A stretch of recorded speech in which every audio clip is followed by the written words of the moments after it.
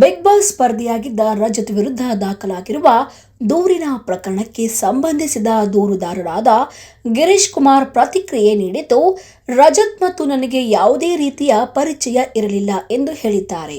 ಆದರೆ ಈ ತಿಂಗಳ 2ನೇ ತಾರೀಕು ಹಲವು ಬಾರಿ ಕರೆ ಮಾಡಿ ನಂತರ ವಾಟ್ಸ್ಆಪ್ ಮೂಲಕ ಬೆದರಿಕೆ ಸಂದೇಶಗಳನ್ನು ಕಳುಹಿಸಿದ್ದಾರೆ ಎಂದು ಆರೋಪಿಸಿದ್ದಾರೆ. ಮರಳಿ ಕರೆ ಮಾಡಿದಾಗ ಫೋನ್ನಲ್ಲಿ ಕೆಟ್ಟ ರೀತಿಯಲ್ಲಿ ಮಾತನಾಡಿ ಸತೀಶ್ ಅವರ ಮನೆ ತೋರಿಸಬೇಕು ಎಂದು ಬೆದರಿಕೆ ಹಾಕಿದ್ದಾರೆ ಎಂದು ಗಿರೀಶ್ ಕುಮಾರ್ ಹೇಳಿದ್ದಾರೆ. ಈ ಹಿನ್ನೆಲೆಯಲ್ಲಿ ಎಲ್ಲಾ ದಾಖಲೆಗಳನ್ನು ಸಂಗ್ರಹಿಸಿ ತಮ್ಮ ವಕೀಲರ ಸಲಹೆ ಪಡೆದು ಕೆಆರ್ಪುರಂ ಪೊಲೀಸ್ ಸ್ಟೇಷನ್ನಲ್ಲಿ ಅಧಿಕೃತವಾಗಿ ದೂರು ದಾಖಲಿಸಲಾಗಿದೆ ಎಂದು ತಿಳಿಸಿದ್ದಾರೆ. ಇನ್ನೊಂದೆಡೆ ಇದೇ ಪ್ರಕರಣಕ್ಕೆ ಸಂಬಂಧಿಸಿದಂತೆ ಚಾಮರಾಜಪೇಟೆಯಲ್ಲಿ ಕೂಡ ಮತ್ತೊಂದು ದೂರು ದಾಖಲಾಗಿದೆ. ದೂರು ನೀಡಿರುವ ಸತೀಶ್ ಮಾತನಾಡಿ, ರಜತ್ ನನಗೆ ವೈಯಕ್ತಿಕವಾಗಿ ಪರಿಚಯವೇ ಇರಲಿಲ್ಲ. ಬಿಗ್ ಬಾಸ್ ಕಾರ್ಯಕ್ರಮದಲ್ಲಿ ಇದ್ರು ಎಂಬುದಷ್ಟೇ ಗೊತ್ತು ಎಂದು ತಿಳಿಸಿದ್ದಾರೆ. ಒಂದು ಬಾರಿ ಇಂಟರ್ವ್ಯೂಗಾಗಿ ಕರೆಸಿ ನಂತರ ಆ ಮಾತುಗಳನ್ನು ತಿರುಚಿ ಸಾಮಾಜಿಕ ಜಾಲತಾಣಗಳಲ್ಲಿ ಪೋಸ್ಟ್ ಮಾಡಲಾಗಿದೆ ಎಂದು ಆರೋಪಿಸಿದ್ದಾರೆ. ಜೊತೆಗೆ ತಮ್ಮ ಮನೆಯ ವಿಳಾಸ ಹೇಳಿದರೆ 20,000 ರೂಪಾಯಿ ಕೊಡುತ್ತೇನೆ ಎಂದು ರಜತ್ ಹೇಳಿದ್ದಾರೆಂದು ಆರೋಪವನ್ನು ಮಾಡಿದ್ದಾರೆ. ಕೊಲೆ ಬೆದರಿಕೆ ನೀಡಿರುವ ಕುರಿತು ದಾಖಲೆಗಳೊಂದಿಗೆ ಸುಮಾರು 2 ಗಂಟೆಗಳ ಆಡಿಯೋ ಹಾಗೂ ಸಂಬಂಧಿಸಿದ ಮಾಹಿತಿಯನ್ನು ಪೆನ್ಡ್ರೈವ್ನಲ್ಲಿ ಪೊಲೀಸರಿಗೆ ನೀಡಿದ್ದಾರೆ ಎಂದು ಸತೀಶ್ ಹೇಳಿದ್ದಾರೆ. ಈ ಹಿನ್ನೆಲೆಯಲ್ಲಿ ಚಾಮರಾಜಪೇಟೆ ಪೊಲೀಸ್ ಸ್ಟೇಷನ್ನಲ್ಲಿ ಪ್ರಕರಣ ದಾಖಲಾಗಿದ್ದು, ಪೊಲೀಸರು ಈಗ ಈ ಎಲ್ಲ ಆರೋಪಗಳ ಕುರಿತು ತನಿಖೆ ಮುಂದುವರಿಸಿದ್ದಾರೆ. ಪ್ರಕರಣದ ಬಗ್ಗೆ ಮುಂದಿನ ದಿನಗಳಲ್ಲಿ ಇನ್ನಷ್ಟು ಮಾಹಿತಿಗಳು ಹೊರಬರುವ ಸಾಧ್ಯತೆ ಹೆಚ್ಚಿದೆ. ಸರ್, ಅವ್ರು ಬಂದು ನನಗೆ 2ನೇ ತಾರೀಕು ಬಂದು ಒಂದು ಸುಮಾರು ಸತಿ ಕಾಲ್ ಮಾಡ್ತಾರೆ. ನಾನು ಕಾಲ್ ರಿಸೀವ್ ಮಾಡೋದಿಲ್ಲ. ರಿಸೀವ್ ಮಾಡಿದ ಪಕ್ಷದಲ್ಲಿ ಏನು ಮಾಡ್ತಾರೆ ಅಂದರೆ ವಾಟ್ಸಪ್ಪಲ್ಲಿ ಬಂದ್ಬಿಟ್ಟು ನೀವು ಮನೆ ಒಳಗಡೆಯಿಂದ ಆಚೆ ಬರ್ತೀರಾ, ಇಲ್ಲ ಫೋನ್ ತೆಗೆದು ಮಾತಾಡ್ತಾರೆ, ಇಲ್ಲ ನಾನೇ ಹುಡುಗರನ್ನ ಒಳಗಡೆ ಕಳಿಸ್ಲಾ ಅಂತ ಹೇಳ್ಬಿಟ್ಟು ವಾಟ್ಸಪ್ ಮುಖಾಂತರ ಮೆಸೇಜ್ ಕಳಿಸ್ತಾರೆ. ತದನಂತರ ಅವರು ಯಾವುದಿದು ಅನ್ನೋನ್ ನಂಬರ್, ನನಗೆ ಅವ್ರ ಪರಿಚಯನೂ ಇರೋದಿಲ್ಲ.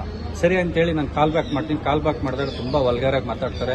ಸತೀಶ್ ಅವ್ರ ಮನೆ ಬಂದು ನನಗೆ ತೋರಿಸ್ಬೇಕು, ನೀನು ಇಲ್ಲಿ ನನ್ನ ಜೊತೆ ಬಂದು ನಾನು ಕಾರ್ ಹತ್ಬೇಕು, ಇಲ್ಲ ಅಂತ ಹೇಳಿದ್ರೆ ಹಂಗೆ ಹಿಂಗೆ ಅಂತೇಳಿ ತುಂಬ ವಲ್ಗರಾಗಿ ಬರೀ ದೊಡ್ಡ ಕೆರಡೆ ಪದಗಳನ್ನ ಮಾತ್ರ ಮಾತಾಡ್ತಾರೆ. ದಯವಿಟ್ಟು ಸರ್ ಈ ಥರ ಎಲ್ಲ ಮಾತಾಡಬೇಡಿ, ಭಾಳ ಗೌರವದಿಂದ ಮಾತಾಡಿ ಅಂತ ಹೇಳಿದ್ರು. ಏನು ಹೇಳಿದ್ರು ಅವರು ಅದು ಇದೇ ಮಾಡೋದಿಲ್ಲ.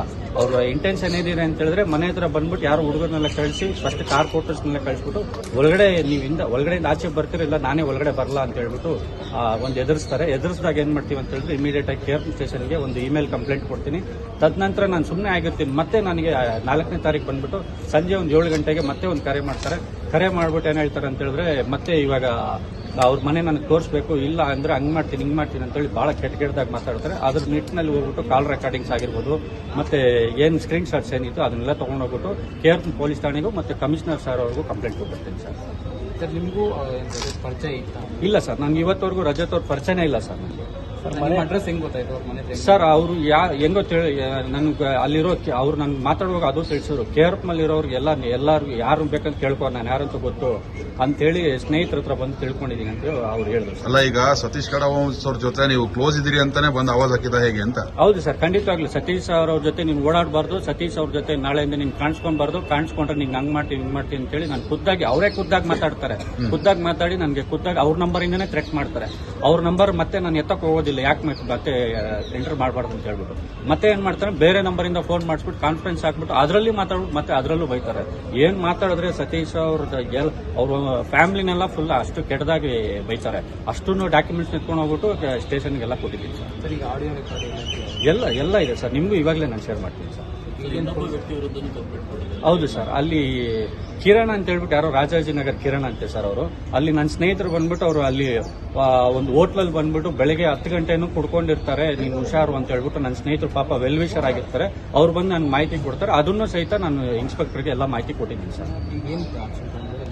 ಸರ್, ಈಗ 5ನೇ ತಾರೀಕು ನನಗೆ ಕಂಪ್ಲೇಂಟ್ ಕೊಟ್ಟಾಗ NCR ಮಾಡ್ಕೊಂಡಿದ್ರು. ಮತ್ತೆ ಕೋರ್ಟ್ಗೆ ಹೋಗ್ಬಿಟ್ಟು ನಾನು ಜಡ್ಜ್ ಅವ್ರಿಗೆ ಹೋಗ್ಬಿಟ್ಟು ಎಲ್ಲ ಎಕ್ಸ್ಪ್ಲೇನ್ ಮಾಡಿದ್ಮೇಲೆ ನಮ್ಮ ಅಡ್ವೊಕೇಟ್ ಅವ್ರು ಬಂದಿದೆ, ಎಲ್ಲ ಎಕ್ಸ್ಪ್ಲೇನ್ ಮಾಡಿದ್ಮೇಲೆ FIR ಮಾಡೋಕ್ಕೆ ಡೈರೆಕ್ಷನ್ಸ್ ಕೊಟ್ಟರು.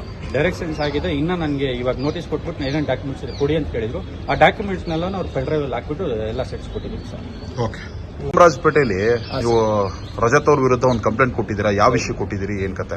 ಸರ್, ಇದು ನನಗೆ ರಜತ್ ಅವರು ಪರಿಚಯನೇ ಇಲ್ಲ. ಅಂದ್ರೆ ಅವರು ಬಿಗ್ ಬಾಸ್ ಅಲ್ಲಿ ಇದ್ರು ಅನ್ನೋದೊಂದು ಅಷ್ಟೇ ಗೊತ್ತಿತ್ತು. ಒಂದಿನ ಏನ್ ಮಾಡ್ತಾರೆ, ನನಗೆ ಕಾಲ್ ಬರುತ್ತೆ. ಅಂದ್ರೆ ಆಲ್ರೆಡಿ ನಾನು ಯಾರಿಂದನೋ ಅವ್ರ ನಂಬರ್ ಇಸ್ಕೊಂಡು ನನ್ನ ಮೊಬೈಲ್ ಸೇವ್ ಆಗಿರುತ್ತೆ. ಅಂದ್ರೆ ಒಂದ್ ದಿವಸಕ್ಕೂ ಅವ್ರ ಜೊತೆ ನಾನು ಮಾತಾಡೋದಿರೋದಿಲ್ಲ, ನೇರವಾಗಿ ಫೇಸ್ ಟು ಫೇಸ್ ಮೀಟು ಆಗಿರೋದಿಲ್ಲ. ಒಂದಿನ ಕಾಲ್ ಮಾಡಿಬಿಟ್ಟು ನನ್ನ ಯೂಟ್ಯೂಬ್ ಚಾನಲ್ ನೀವೇ ಓಪನಿಂಗ್ ಸೆರೆಮನಿ ಮಾಡಬೇಕು, ಅದಕ್ಕೆ ಸುದೀಪ್ ಅವ್ರದ್ದು ಫಸ್ಟ್ ವಿಡಿಯೋ ಇಂಟರ್ವ್ಯೂ ಮಾಡಿದ್ದೀನಿ, ಆದರೂ ಅವ್ರದ್ದು ಓಡೋದಿಲ್ಲ, ನೀವು ವೈರಲ್ ಸ್ಟಾರು, ನಿಮ್ಮದೇ ಓಡೋದು, ಅದರಿಂದ ನೀವೇ ಬೋಣಿ ಮಾಡಬೇಕು. ನಂದು ಚಿಕ್ಕಲ್ಸಂದ್ರಲ್ಲಿ ಮಸಾಲಾ ರೆಸ್ಟೋರೆಂಟ್ ಹತ್ರ ನಂದು ಸ್ಟುಡಿಯೋ ಇದೆ, ನಂದು ಓನು, ಅದು ಆಫೀಸ್ ಓಪನಿಂಗ್ ಸೆರೆಮನಿ ಮಾಡಿ ನನ್ನ ಯೂಟ್ಯೂಬ್ ಚಾನಲ್ನ ನೀವೇ ಓಪನ್ ಮಾಡಬೇಕು ಅಂತ ಕರ್ಸ್ಕೊಂಡು ಅವರು ಒಳ್ಳೆ ರೀತಿಲಿ ಮಾಡಿರೋದನ್ನ ತಿರುಚಿ, ಅಂದ್ರೆ ಅವ್ರು ಏನೇನು ಕೇಳಿದ್ರು ಅದು ಸಾಕ್ಷಿ ಎಲ್ಲ ನಾನು ಒದಗಿಸಿದ್ರು ಅವ್ರೇನ್ ಮಾಡಿದ್ದಾರೆ ಎಲ್ಲ ತಿರುಚಿ ಕೆಟ್ಟದಾಗಿ ನನಗೆ ಮಾಡಿರ್ತಾರೆ. ಅಂದ್ರೆ ತುಂಬಾ ಬೈಯ ತರದ್ ಮಧ್ಯೆ ಆಡ್ ಮಾಡಿ ಆ ತರ ಒಂದು 4 ಜನ ಒಂದು 2 ಕ್ಯಾಮ್ರಾ 2 ಮೊಬೈಲ್ ಅಲ್ಲಿ ಶೂಟ್ ಮಾಡಿರ್ತಾರೆ. ಆದ್ರೆ ಅವರು ಎಡಿಟ್ ಮಾಡಿ ಹಾಕದ ರೀತಿ ಬಂದು ತುಂಬಾ ವಲ್ಗರ್ ಆಗಿ ಇವ್ರು ಹೇಳೋದನ್ನ ಸೊಂಟದ ಕೆಳಗಡೆ ಮಾತುಗಳೆಲ್ಲ ಇವ್ರು ಬೈದಿರೋದನ್ನ ಮಧ್ಯೆ ಆಡ್ ಮಾಡಿ ಒಂಥರ ತುಂಬಾ ಕೆಟ್ಟದಾಗಿ ಪ್ರಚೋದನೆ ತರ ಮಾಡಿರ್ತಾರೆ. ಆದ್ರೂ ನಾನು ಅದಕ್ಕೂ ತಲೆ ಕೆಡಿಸ್ಕೊಳ್ದೆ ಆರಾಮಾಗಿರ್ತೀನಿ. ಅದಾಗ್ತಿದಂಗೆ ಒಂದು ಫಂಕ್ಷನ್ ಅಲ್ಲಿ ಇಬ್ರು ಒಂದೇ ವೇದಿಕೆ ಹಂಚ್ಕೊಳ್ತೀವಿ. ಆ ಟೈಮಲ್ಲಿ ನಾನು ವೇದಿಕೆಗೆ ಮೇಲ್ ಹೋದಾಗ ಎಲ್ಲ ಹರ್ಷ ಹರ್ಷ ಹರ್ಷ ಅಂತ ಖುಷಿಗೆ ನನ್ನ ಕೂಗ್ತಾರೆ, ಅಂದ್ರೆ ಫ್ಯಾನ್ ತರ ಕೂಗ್ತಾರೆ. ಅದು ಕೆಟ್ಟ ರೀತಿಲಲ್ಲ, ಒಳ್ಳೆ ರೀತಿಲಿ. ಇವ್ರು ಅದಕ್ಕೆ ಅಲ್ಲಿ ಮೈಕ್ ಎತ್ಕೊಂಡು ಬಿಡ್ರು ಆಗ್ಲೇ ಎಲ್ಲ ಫುಲ್ ರೋಸ್ಟ್ ಆಗ್ಬಿಟ್ಟವನೆ, ಇನ್ನೂ ಎಷ್ಟು ರೋಸ್ಟ್ ಮಾಡ್ತಿರೋ ಬಿಡ್ರು ಅಂತ ಒಂದು ಕೇವಲವಾಗಿ ಮೈಕ್ ಎತ್ಕೊಂಡು ಮಾತಾಡ್ತಾರೆ. ಅವತ್ತು ನಾನು ಏನು ಮಾತಾಡದೆ ನಕ್ಕೊಂಡು ಅದನ್ನೂ ಸ್ವೀಕರಿಸ್ತೀನಿ. ಅದಾಗ್ತಿದಂಗೆನೆ ಒಂದು ಲೇಡಿ ಕಾಲ್ ಮಾಡ್ತಾರೆ ನಂಗೆ. ಆ ಲೇಡಿ ಬಂದು ನಂದು ರೀಲ್ಸ್ ಎಲ್ಲ ಮಾಡ್ತಾ ಇರ್ತಾರೆ. ಅವರು ನನ್ನಿಂದನೇ ಫೇಮಸ್ ಆಗಿದ್ದು ಅಂತ ನನ್ನ ಫ್ಯಾನ್ ತರ ಟ್ರೀಟ್ ಮಾಡ್ತಾರೆ. ಅವ್ರು ಏನ್ ಮಾಡಿದ್ರು ನಂಗೆ ತಮಾಷೆ ತರ ಅನಿಸ್ತಿತ್ತು, ಅದು ಹರ್ಟ್ ಆಗಂಗ್ ನನಗೇನು ಅನ್ಸಿಲ್ಲ. ಅವ್ರು ಬಂದು ನನ್ನ ಫ್ರೆಂಡ್ ಅವರ ಸಿಸ್ಟರ್, ಅವ್ರು ತುಂಬಾ ವರ್ಷದಿಂದ ಪರಿಚಯ. ಅವರೊಂದು ಸ್ಕ್ರೀನ್ ಶಾಟ್ ಮೆಸೇಜ್ ಕಳಿಸ್ತಾರೆ. ಆ ಮೆಸೇಜ್ ನೋಡಿ ನನಗೆ ಇವ್ರ ಮೇಲೆ ಸಿಟ್ಟು ಬರುತ್ತೆ. ಅಂದ್ರೆ ಯಾವ ತರ ಮೆಸೇಜ್ ಅಂದ್ರೆ ಅವ್ರಿಗೆ 5 years ಇಂದ ಅವ್ರಿಗೆ ಫ್ಲರ್ಟ್ ಮಾಡ್ತಾ ಇರ್ತಾರೆ. ಅವ್ರಿಗೆ ಕೆಟ್ಟ ರೀತಿಲಿ ಮೆಸೇಜ್ ಮಾಡೋದು, ಅವ್ರನ್ನ ಸಿಗು ಅನ್ನೋದು, ಅವ್ರನ್ನ UBCTಗೆ ಹೋದಾಗ ಫಾಲೋ ಮಾಡ್ಕೊಂಡು ಹೋಗೋದು, ಫ್ಲರ್ಟ್ ಮಾಡಕ್ ಹೋಗಿ ಬೈಸ್ಕೊಂಡಿರೋದು. ಆಮೇಲೆ ಬಂದು ನನ್ನ ಬಗ್ಗೆ ಸತೀಶ್ ಫ್ರಾಡ್, ಅವ್ನ್ದ್ಯಾಕೆ ಅವನ್ನ ಬೆಳೆಸ್ತೀಯ, ಅವ್ರದ್ಯಾಕೆ ಇಂಟರ್ವ್ಯೂ ಮಾಡ್ತೀರಾ, ನೀವು ಮಾಡಬೇಡಿ ಎಂದಾಗ ಆ ಲೇಡಿ ಹೇಳ್ತಾರೆ, ಹಂಗೆ ನನಗ್ ಬುದ್ಧಿ ಹೇಳೋನು ನೀನ್ ಯಾಕೆ ಅವ್ರದ್ದೇ ಬೋಣಿ ಮಾಡಿ ನಿನ್ ಯೂಟ್ಯೂಬ್ ಚಾನಲ್ ಹಾಕೊಂಡಿದ್ಯಾ ಅಂತ. ಅದಕ್ಕೆ ಅವ್ರು ಹೇಳ್ತಾರೆ, ಇಲ್ಲ ಅವ್ರದ್ದು ಅವಮಾನ ಮಾಡಕ್ಕೋಸ್ಕರ ನಾನು ಅವ್ರದ್ದು ಇಂಟರ್ವ್ಯೂ ಮಾಡಿರೋದು, ಅವ್ರನ್ನ ಬೆಳೆಸಕ್ಕೋಸ್ಕರ ಅಲ್ಲ, ಅವ್ರನ್ನ ತುಳಿಯಕ್ಕೋಸ್ಕರ ಅಂತ. ಅಂದ್ರೆ ಸೋಷಿಯಲ್ ಮೀಡಿಯಾಲಿ ನಂದು ತುಂಬಾ ವೈರಲ್ ಆಗ್ತಾ ಇರೋದ್ರಿಂದ ಅವರು ಸಹಿಸಕ್ಕಾಗದೆ ಜಲಸ್ಗೆ ಹೊಟ್ಟೆವರಿಗೆ ಆತರ ಹೇಳಿರ್ತಾರೆ. ಆ ಕಾರಣದಿಂದ ನನಗೆ ಬೇಜಾರಾಗುತ್ತೆ. ಅಂದ್ರೆ ನನ್ನ ಫ್ರೆಂಡ್ ಸರ್ಕಲ್ ಅಲ್ಲಿ ಇನ್ನೊಂದು ಲೇಡಿಗೆ ಕಾಲ್ ಮಾಡಿ, ಅಂದ್ರೆ ನನ್ನ ಇನ್ಸ್ಟಾಗ್ರಾಮ್ ಅಲ್ಲಿ ಯಾರ್ಯಾರು ಫೋನ್ ಇರುತ್ತೆ ಇನ್ಸ್ಟಾಗ್ರಾಮ್ ಅಲ್ಲಿ, ಅವ್ರಿಗೆ ಕಾಲ್ ಮಾಡ್ಬಿಟ್ಟು ಫಸ್ಟ್ ಕಾಲಲ್ಲೇ ನೀವು ನೇಕೆಡ್ ಆಗಿ ವಿಡಿಯೋ ತೋರಿಸಿ ಅಂತ ಕಾಲ್ ಮಾಡಿದ್ದಾರೆ. ಬೇಕಾದ್ರೆ ಇಷ್ಟು ಜನದ ಮುಂದೆನೂ ಆ ಲೇಡಿಗೆ ಇಬ್ರಿಗೂ ಮಾಡ್ಬಿಟ್ಟು ಸ್ಪೀಕರ್ ಫೋನ್ ಅಲ್ಲಿ ನಾನು ಮಾತಾಡ್ತೀನಿ. ಯಾಕಂದ್ರೆ ಅವ್ರಿಗೆ ಮದ್ವೆ ಆಗಿರೋರು, ದಯವಿಟ್ಟು ಅವ್ರ ಹೆಸರನ್ನ ಇನ್ವಾಲ್ವ್ ಮಾಡಬೇಡಿ. ನಾನು ಅದ್ರದ್ದೇನ್ ಸಾಕ್ಷಿ ಬೇಕು ಆ ಲೇಡಿಗಳಿಗೆ ಈಗ ಕಾಲ್ ಮಾಡ್ಬಿಟ್ಟು ಅವ್ರ ಬಾಯಿಂದಾನೆ ಹೇಳ್ಸಬಲ್ಲೆ ಇಷ್ಟು ಜನದ ಮುಂದೆ.